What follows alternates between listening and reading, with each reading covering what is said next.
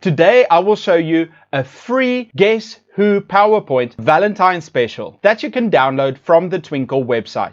I put the download in the description below. Guess Who is a fun game where one person, in this case the teacher, picks a character and the students have to make guesses to find out which character the teacher or their friend picked. Remember, before you start any activity, put it in context. In this case, you can ask them what they see in this picture. What do you see here? I see a boyfriend and a girlfriend riding a bicycle. Two people dancing. I can also ask them questions. What happens on Valentine's Day? Oh, you give presents. What kind of presents do you give? I can also tell them a story from my own experiences to get them interested. Then you can review some vocabulary. What is this? A box of chocolates, a love letter or a Valentine's Day card, a bunch of flowers, a present, a ring. Ask your students questions about these. When is the last time you received a letter? What kind of chocolates do you like? What is the last gift that you received? So first, set the context so that students understand what the lesson's about. Second, review some vocabulary.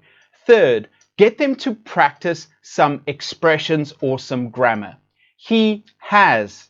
She is wearing. Remember to practice these expressions and grammar before the activity so that students gain confidence during the game. Here are the instructions. The teacher picks a character. Using the PowerPoint as reference, the class has to put up their hands and ask yes or no questions to eliminate characters till the correct character is found. To eliminate each character, click on their card. I can pick one of these characters and I'll write it down. I can show the students later that I'm not lying to them. Then the students have to ask me questions. They can raise their hands and they can ask me, is it a boy or a girl? What color hair do they have? Color is their eyes. Are they wearing glasses? Are you Venus? No, I'm not. Are you Juliet? No, I'm not. Are you Eros? No, I'm not. Until they find out who you are.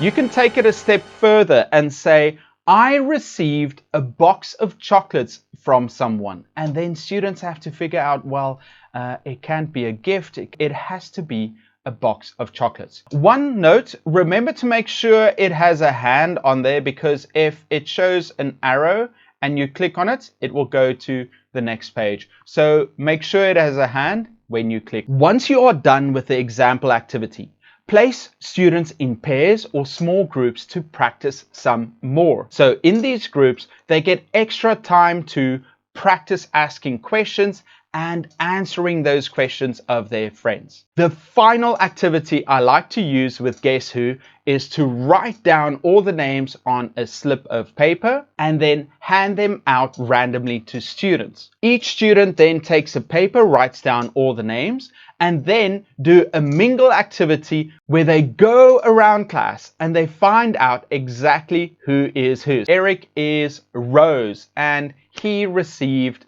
flowers.